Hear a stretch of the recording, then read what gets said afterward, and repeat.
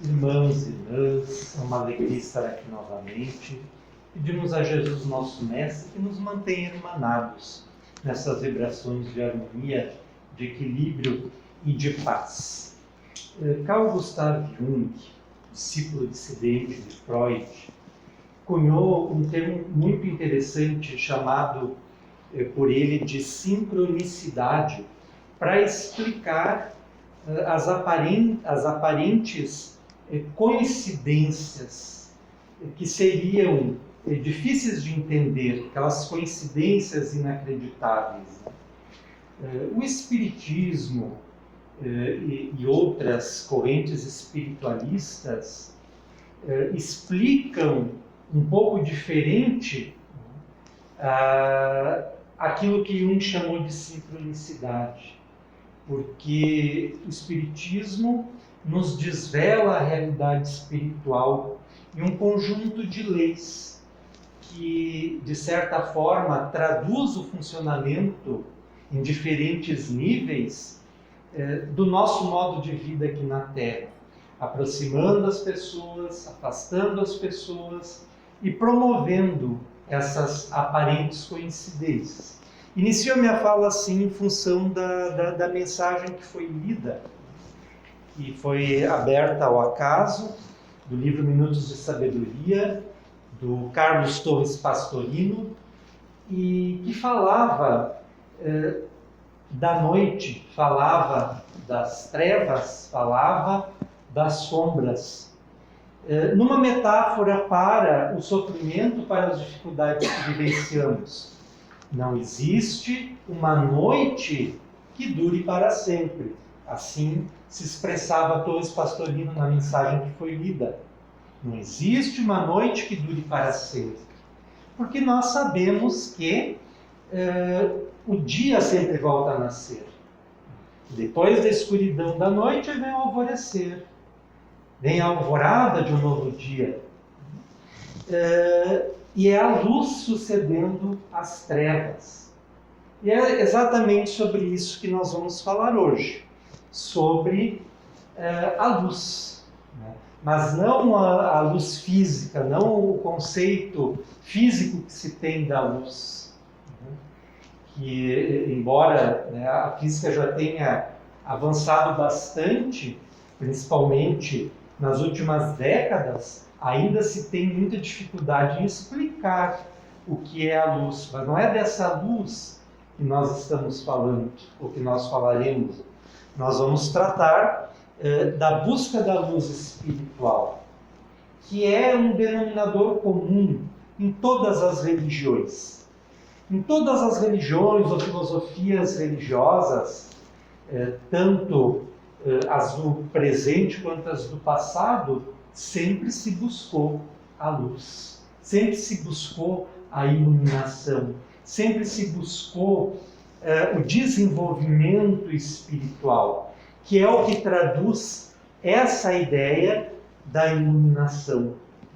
Então nós vamos encontrar desde as correntes religiosas do Oriente, passando pelas correntes místicas do Ocidente, esse enfoque na preocupação com a luz. A gente associa mais a busca da luz, a iluminação, a autoiluminação, às religiões e às filosofias orientais, porque isso é natural para eles. Né? No budismo, por exemplo, a própria palavra Buda quer dizer o iluminado, aquele que se iluminou. Então isso é muito forte no budismo e em outras correntes orientais. Mas o budismo é muito forte. Né? Aquele que se iluminou é a busca da luz, a busca da claridade interior, a busca do entendimento espiritual. Mas isso também sempre esteve presente no Ocidente. Embora, a partir da Renascença, a partir dos séculos XV e XVI, e depois da Revolução Científica e do Iluminismo, séculos XVII e XVIII, com a supremacia progressiva da razão sobre o sentimento, sobre a fé, sobre as questões espirituais, esse tema da iluminação meio que ficou de escanteio no Ocidente, embora sempre presente.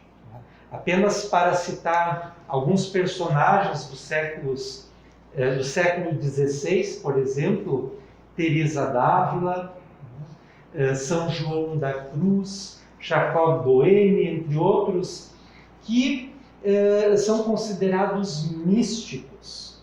E a palavra místico, numa das suas acepções, naquela que estamos empregando, quer dizer aquela criatura que consegue unir-se com o divino. Essa é a acepção, o significado mais usual no sentido religioso para a palavra místico. É aquele que consegue encontrar-se com Deus. É aquele que realiza o grande trabalho de encontrar-se com Deus dentro de si mesmo. Porque se Deus se encontra em todos os lugares, mais especialmente Ele se encontra na intimidade do nosso eu. E é ali, mais do que em qualquer outro lugar, que nós precisamos encontrá-lo, precisamos localizá-lo, precisamos encontrar essa luz. Também pode ser uma metáfora para a presença de Deus em nós. Então, apenas para mostrar que a busca da iluminação é uma preocupação constante em todos os quadrantes da Terra, embora de uma forma muito mais elaborada e desenvolvida no Oriente, principalmente em todas aquelas escolas espirituais ligadas à Índia, como o budismo que falamos, mas também aquelas mais antigas, como o hinduísmo, o brahmanismo, o vedismo e por aí vai, em que esse tema é onipresente. Nunca fui para a Índia, mas um dia, se tiver oportunidade, irei. Mas leio bastante a respeito, olho muitos documentários, e essa preocupação deles com o desenvolvimento espiritual, ele está estampado na forma que as cidades estão organizadas, na arquitetura, nos templos, na arte, na forma como eles desenvolvem os diferentes aspectos da cultura, na sua literatura, na sua música, em todas as formas de expressão artística está presente essa preocupação deles com o desenvolvimento espiritual através da iluminação, da busca da luz, da busca pelo entendimento. E para iniciar nossa fala, para adentrar no tema, gostaríamos de narrar rapidamente uma famosa história que se deu com um mestre zen budista chamado Nain, que era muito afamado pela sua sabedoria e se dizia que ele havia conquistado a iluminação. Já havia se encontrado com Deus e conseguido as respostas pelas quais ele tanto buscava. E havia se alojado no alto de uma montanha de muito difícil acesso. E conta-se que um professor formado em filosofia, e como todo bom professor de filosofia, estava mais preocupado com as perguntas do que com as respostas propriamente ditas, achava-se muito atormentado porque não conseguia satisfazer-se intelectualmente na sua busca de sabedoria. Ele queria entender melhor essas questões espirituais. O que é a iluminação? O que é o nirvana para o budismo? O que é Deus? O que é a alma? E cheio de perguntas, ele partiu numa expedição até a humilde morada daquele monge, daquele mestre zen, na esperança de que ele pudesse atendê-lo e satisfazer essa ansiedade tremenda que ele carregava consigo e que o perturbava profundamente. E lá se foi. E os seus pensamentos não paravam, turbilhonavam em sua cabeça sem parar. E ele ia de um questionamento para outro sem conseguir deter-se nenhum deles. E após muita dificuldade, em função do acesso difícil à morada do monge, ele consegue chegar até lá, muito cansado, mas alegre, feliz, emocionado, porque encontraria Naim, o mestre budista, e preencheria as suas lacunas interiores. Encontraria alguém que seria capaz de dessedentar a sua sede de entendimento, a sua sede de sabedoria. E ele teve o encontro tão almejado com o mestre budista. Mas foi decepcionante, porque o mestre não se aparentava em nada com o que ele havia imaginado.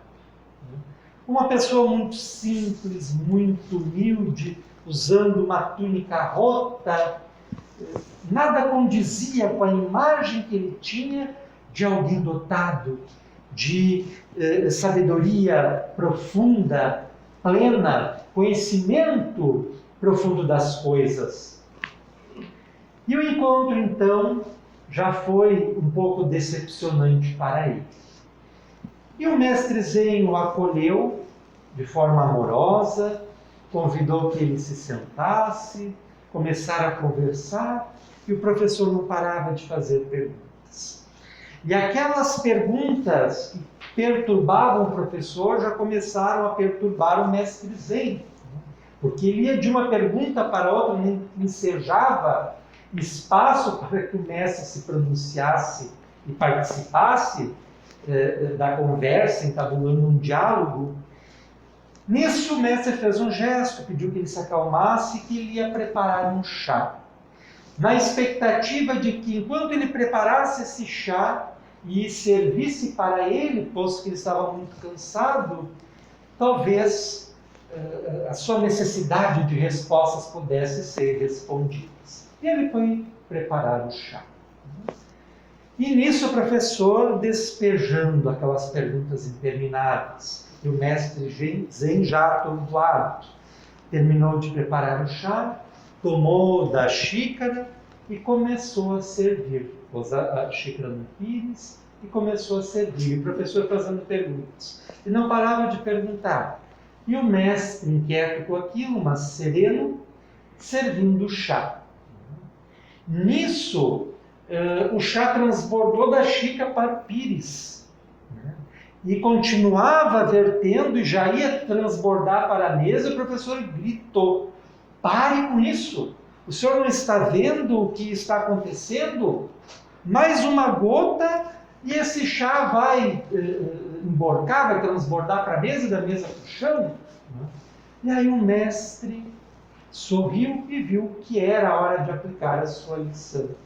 O senhor me parece uma pessoa muito inteligente, posto que percebeu que mais uma gota desse chá vai fazer com que o chá transborde. Por isso eu lhe faço um apelo, que você volte para os seus quefazeres, esvazie a sua mente, tente se libertar dos pensamentos que o angustiam e depois retorne para conversar comigo, posto que a sua mente é como esta xícara de chá. Os seus pensamentos estão transbordando nesse recinto pequeno onde eu me recolho. Os seus pensamentos estão espalhados por todo lugar. Há pensamentos no chão, os pensamentos estão transbordando. E mesmo que eu quisesse lhe ensinar alguma coisa, lhe dizer algo novo, diferente, não haveria espaço dentro de você para acolher aquilo que eu tenho para falar aquilo que eu tenho para lhe dizer. E o professor continuava com as suas carinholas, as suas preocupações, queria resolver os grandes problemas transcendentais da vida e achou que Naim não era tão sábio quanto falava, agradeceu pelo chá e fez seu caminho de volta, com a cabeça transbordando de pensamentos, com a mente cheia de pensamentos e sem conseguir lidar com isso. Essa história, então, para introduzir o tema da busca da luz, porque ela caracteriza muito bem a nossa condição pessoal. Nós somos esse professor de filosofia. Os nossos pensamentos estão transbordando da nossa mente, de uma forma geral, estou me incluindo junto. É uma característica da nossa sociedade atual. E isso não deixa de ser preocupante nem aflitivo, porque isso muitas vezes é causa de perturbação para nós. Esses pensamentos que assomam na nossa mente de forma incessante e sobre os quais não temos muito controle, ou não temos controle algum, e que muitas vezes são fatores de ansiedade, de irritação, de distúrbios variados, de perturbação.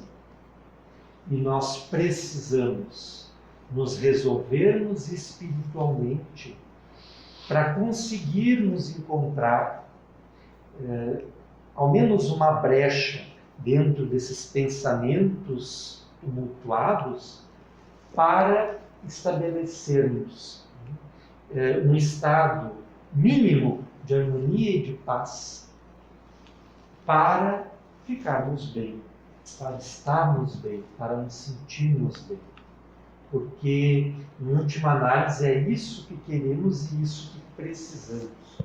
Estarmos bem onde estamos, onde estivermos.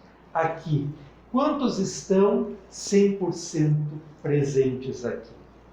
É difícil de fazer um levantamento estatístico, porque nós não temos muito controle sobre o nosso pensamento. Por mais que nos esforcemos para prestar atenção naquilo que desejamos, naquilo que queremos. Mas o nosso estado interno muitas vezes nos empurra ou para o passado ou nos empurra para o futuro.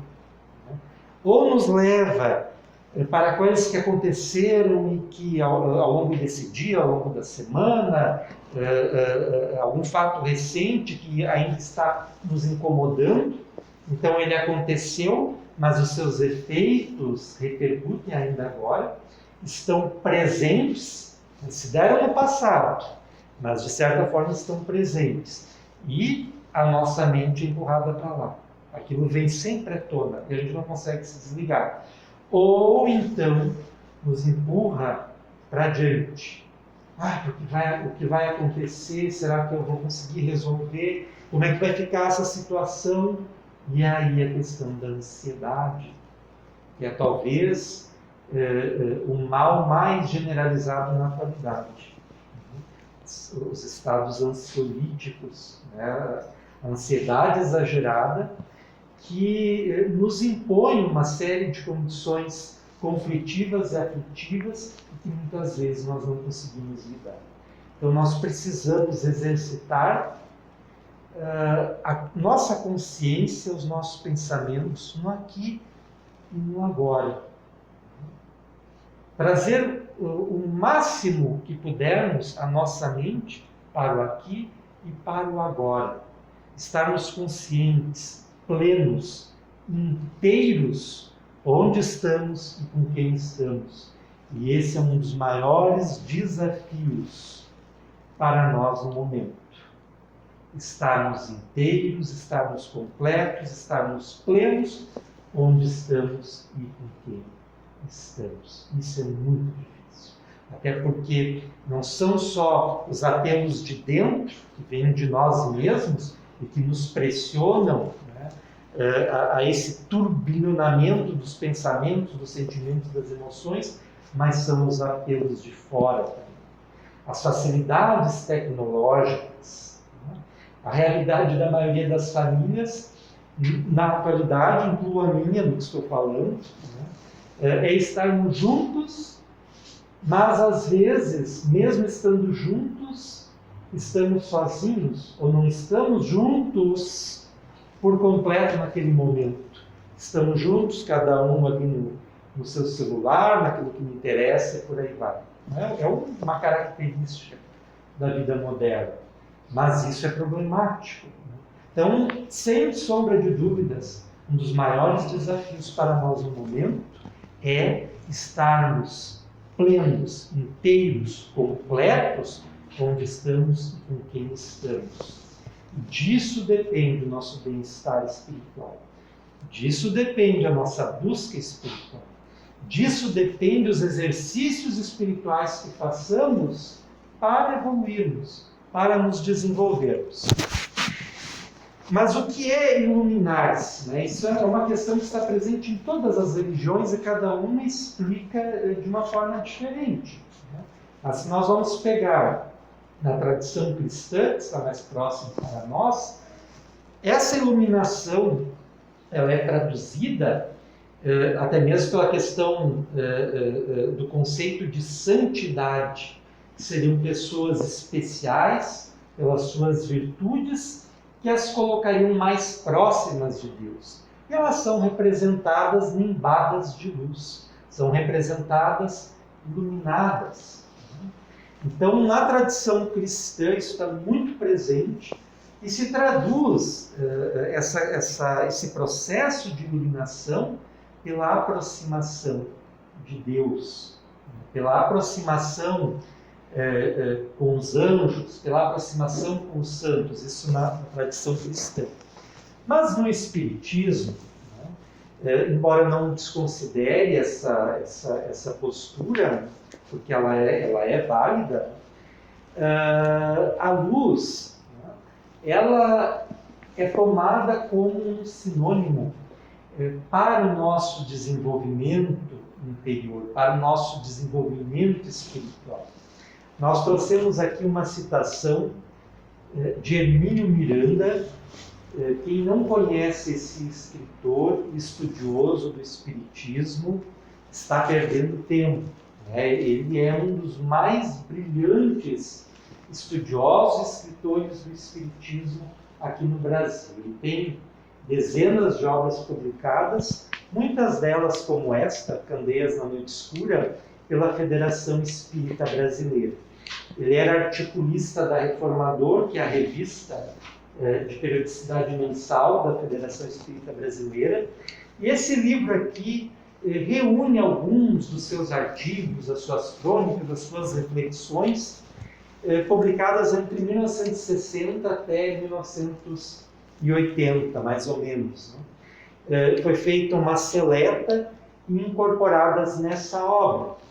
E o título da obra veio do título da primeira crônica, que é justamente essa aqui, Candeias na Noite Escura, em que ele faz uma referência à famosa recomendação evangélica, ou advertência de Jesus, melhor dizendo, em que ele mandava que se colocasse a luz, né, sobre a candeia, sobre o candeeiro, e não debaixo do alqueire, a fim de que aquela luz pudesse se espalhar, iluminar a todos que estivessem sob o seu alcance. Né? Então, numa referência a essa advertência de Jesus, ele escreve essa crônica, Candeias na Noite Escura, que é utilizada como título da obra, e ali ele faz essa afirmação, que ele considera a luz, no sentido espiritual, estamos falando, como símbolo multimilenar do desenvolvimento espiritual. E nesse sentido nós vamos encontrar essa busca radicada no próprio homem e por isso presente em todos os tempos, em todos os lugares. Pelo menos desde as tradições egípcia, sumeriana, caldaica, babilônica, até a atualidade. Nós temos essa necessidade humana de buscar a luz. Porque a luz é uma metáfora muito forte. Ninguém quer estar na escuridão. Ninguém quer estar nas sombras. Ninguém quer estar nas trevas. Nós queremos estar na luz. Mas nós temos o problema que muitas vezes nós estamos na luz, os nossos olhos estão abertos, mas nós não vemos o que outros veem, ou como os outros veem. E isso é um problema muito sério, muito grave, que revela os diferentes níveis de consciência espiritual que convivem juntos. Não harmoniosamente, mas que convivem juntos na Terra. E nós precisamos encontrar os meios e os mecanismos necessários para conseguir nos integrar, para conseguir nos harmonizar, para conseguir viver pacificamente com as diferenças, senão é a nossa falência em todos os sentidos.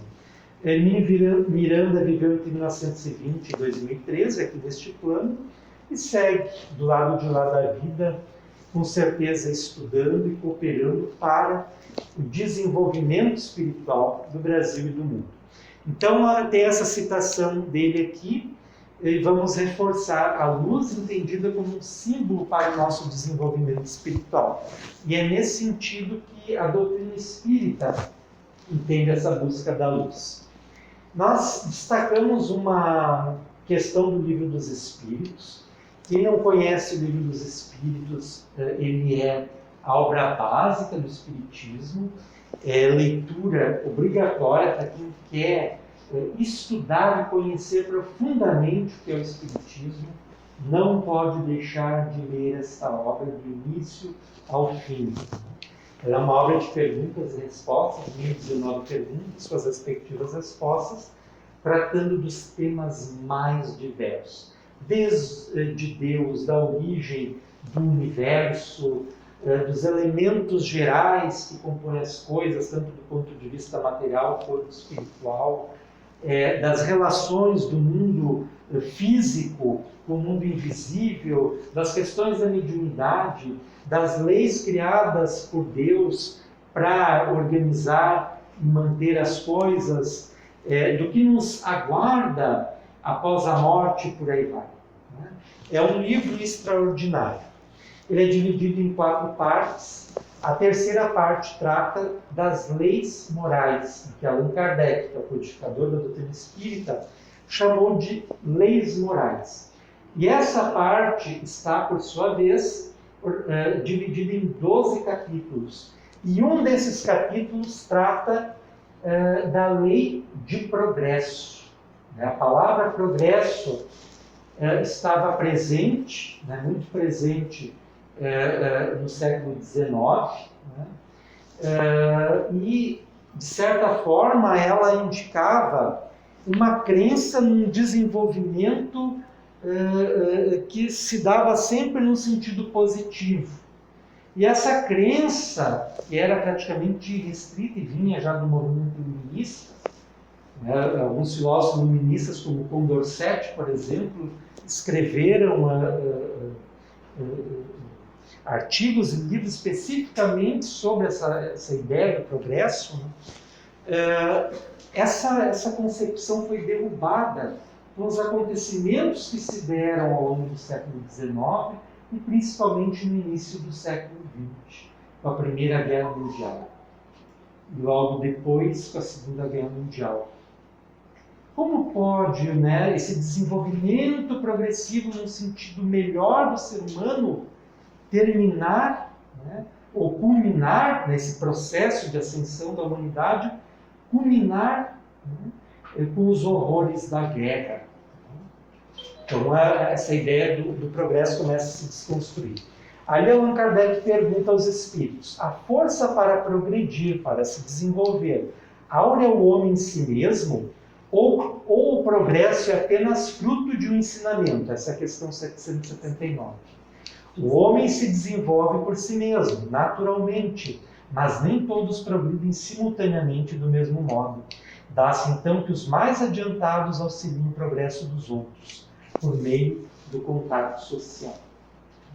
Então, o desenvolvimento de cada um se dá por si mesmo, mas ele também depende da solidariedade. Diferente, né, dos outros seres que partilham a Terra conosco, o ser humano é um ser gregário. O que isso quer dizer? Que ele depende dos outros para viver, para sobreviver e principalmente para se desenvolver. Se a gente pegar um filhote de gatinho logo depois que nasceu e separarmos da sua mãe, não vai ter problema nenhum.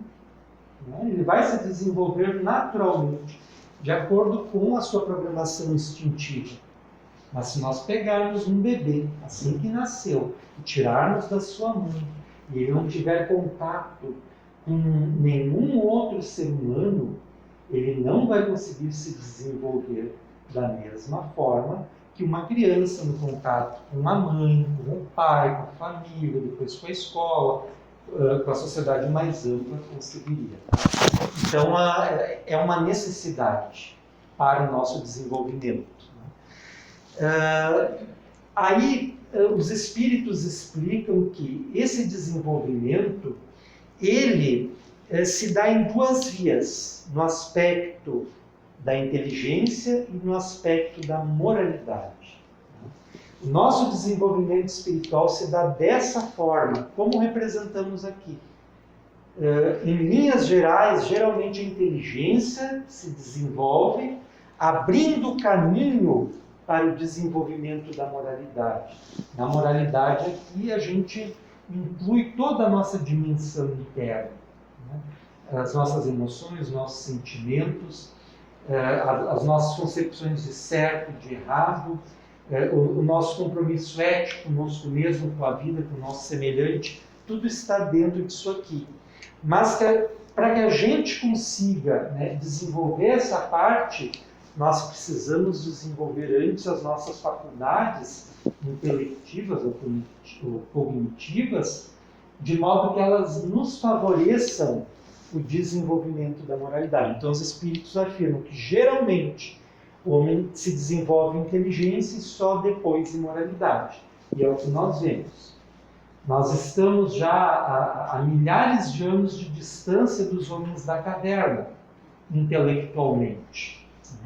Talvez o homem da caverna jamais imaginou que um dia um descendente seu colocaria os pés na Lua, em função do desenvolvimento da era espacial. Então é um abismo que existe desde os homens da caverna até a era da astronáutica.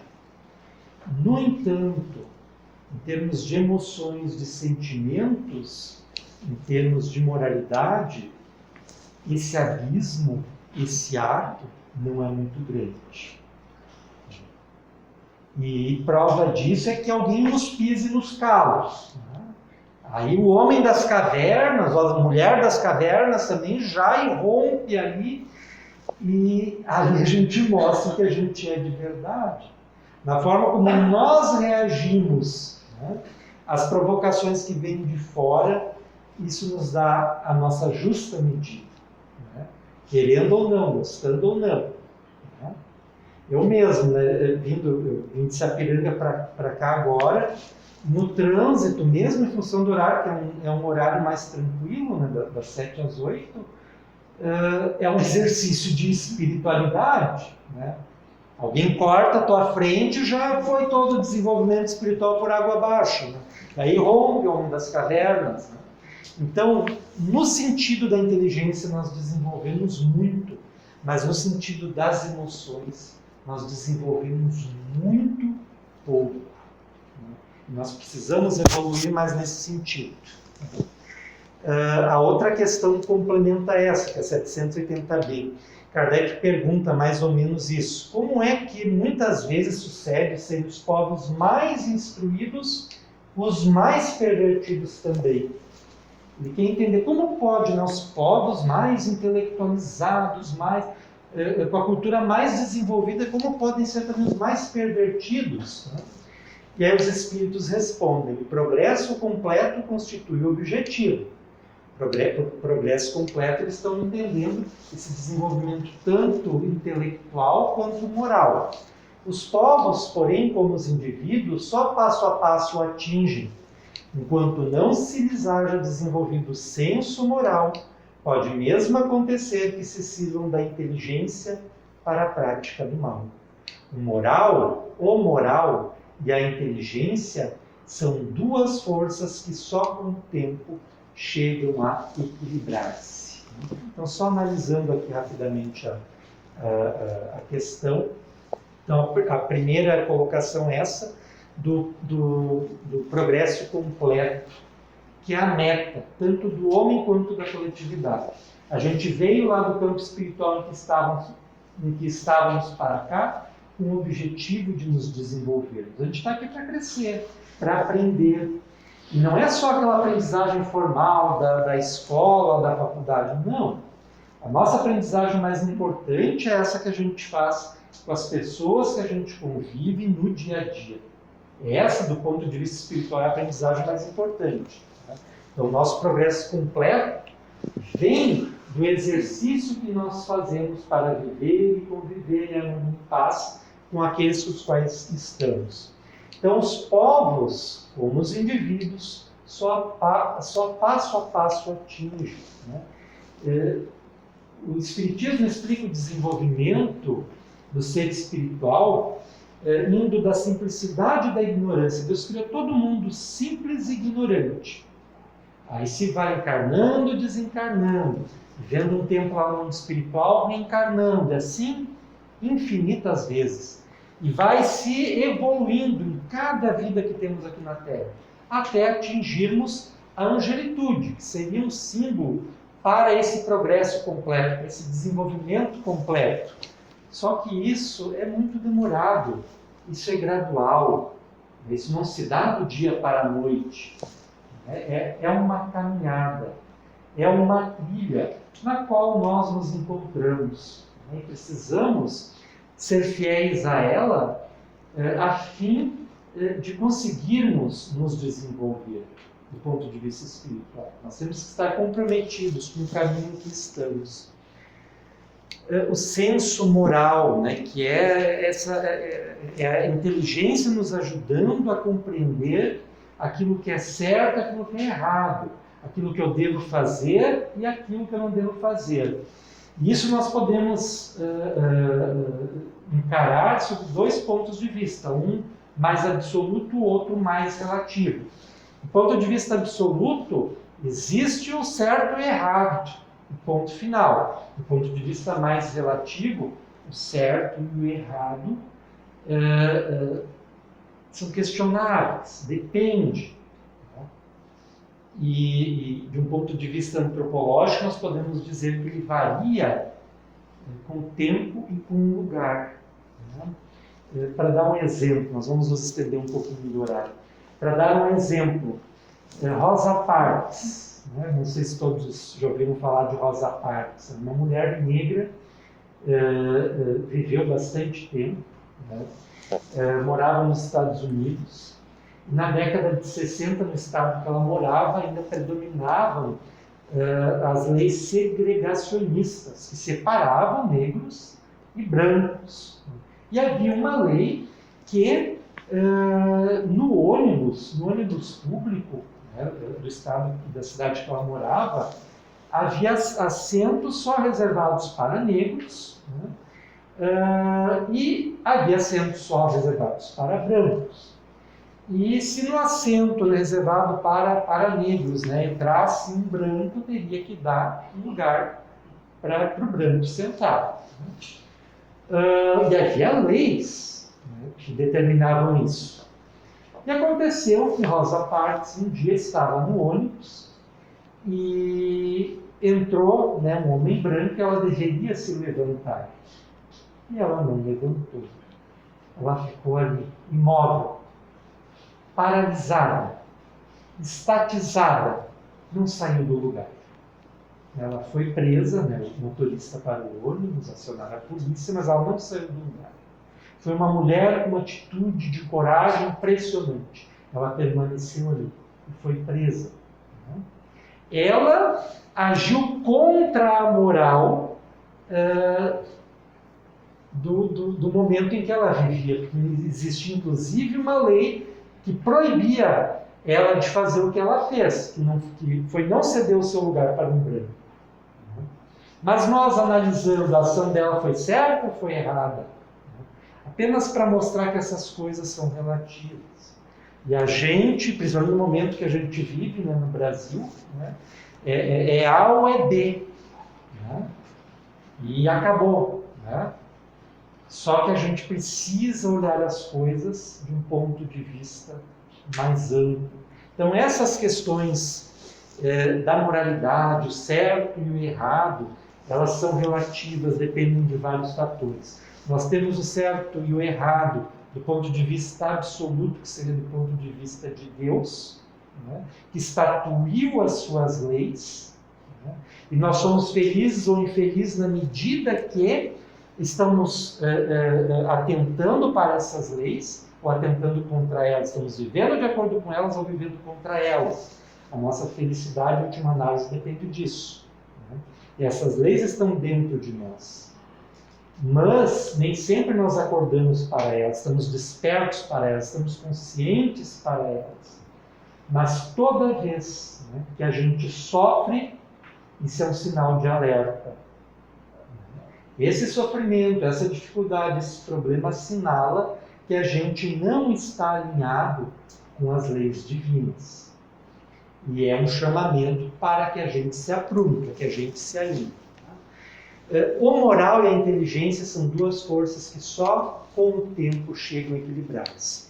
Aqui ele está falando do moral, não a moral, é diferente, não vamos ter tempo para entrar no mérito da questão, né? Mas o artigo da língua portuguesa determina o substantivo. Então, se aqui é um artigo masculino, ou ele está determinando que o substantivo aqui seja um substantivo masculino. Na palavra moral, como substantivo feminino ela tem um significado, e como substantivo masculino ela tem outro significado. Então aqui ela está falando do moral, do conjunto das nossas faculdades interiores. Não está falando da moral, que é esse conjunto de regras válidos para um determinado tempo e lugar. Então é diferente. Né?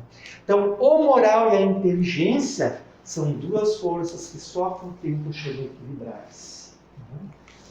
Então, avançando. Já concluindo, essa também é uma obra muito interessante. Ela é do Espírito Emmanuel, psicografada pelo médium Francisco Cândido Xavier, O Consolador. Ela é de 1940, mas é uma obra atualíssima. Né? E é um livro de perguntas e respostas. E aqui Emmanuel afirma o seguinte: o trabalho de cada um na iluminação de si mesmo deve ser permanente e metodizado. Isso é um compromisso de cada um. Eu preciso buscar o esclarecimento interior, o entendimento. Devo fazer isso de forma permanente, sempre. Eu devo sempre estar buscando isso. Mas um método. Encontrar um caminho, encontrar as formas adequadas para alcançar aquilo que eu desejo, no caso a iluminação. Os fenômenos acordam o espírito adormecido na carne, mas não fornecem as luzes interiores, somente conseguidas à custa de grande esforço e trabalho individual. Aqui ele está fazendo referência aos fenômenos mediúnicos. Né? A psicografia, a psicofonia, a vidência, o desdobramento e por aí vai, tudo isso encanta e deslumbra. Por isso que ele fala, né? Os fenômenos acordam o espírito adormecido na carne. O fenômeno mediúnico é um convite para o nosso despertar. Mas só eles não operam nenhum milagre de dentro para fora. A gente precisa se comprometer para, a partir da convicção, da continuidade da vida após a morte, da relação com os nossos entes queridos que já se encontram do lado de lá, a partir desses conhecimentos nós consigamos nos melhorar, consigamos nos transformar. E isso só se consegue à custa de grande esforço e trabalho individual. Não é fácil. Já concluindo, né, essa famosa questão 919 do Livro dos Espíritos, nunca será demasiado repeti-la. Qual o meio prático mais eficaz que tem o homem de se melhorar nesta vida e de resistir à atração do mal? O sábio da antiguidade vos disse: conhece-te a ti mesmo. O autoconhecimento. Então o homem já foi lá das cavernas até o espaço exterior, mas ainda não penetrou nas dimensões profundas de si mesmo. E não se conhece como deveria se conhecer. E o Espírito Santo Agostinho, né, numa pergunta complementar a esta, que é a 919A, dá uma resposta longa explicando como se faz esse trabalho do autoconhecimento, que vai culminar no processo da nossa iluminação, do nosso desenvolvimento espiritual. E ele lança essa pérola. O conhecimento de si mesmo é, portanto, a chave do progresso individual. É só a partir do momento que a gente se conhece em profundidade, e começa a se transformar, a se melhorar, a se desenvolver, é que a gente evolui de fato, é que a gente se aproxima mais de Deus, é que a gente acorda para a espiritualidade. Agradecemos a atenção de todos. Fica esse convite para buscar o desenvolvimento espiritual, a iniciativa de estarmos num lugar como este, uma casa espírita, que é um tempo não só de oração, mas também de iluminação, de busca de conhecimento, de procura de sabedoria, já é um ponto inicial para que a gente se comprometa com o nosso desenvolvimento pessoal e com a nossa evolução espiritual. Que Jesus, o nosso amigo, o nosso mestre querido, possa nos abraçar com seu carinho, com seu amor e nos ajudar, cada um de nós, né, a se comprometer com a busca da luz e com o melhoramento pessoal. Que Jesus nos abençoe.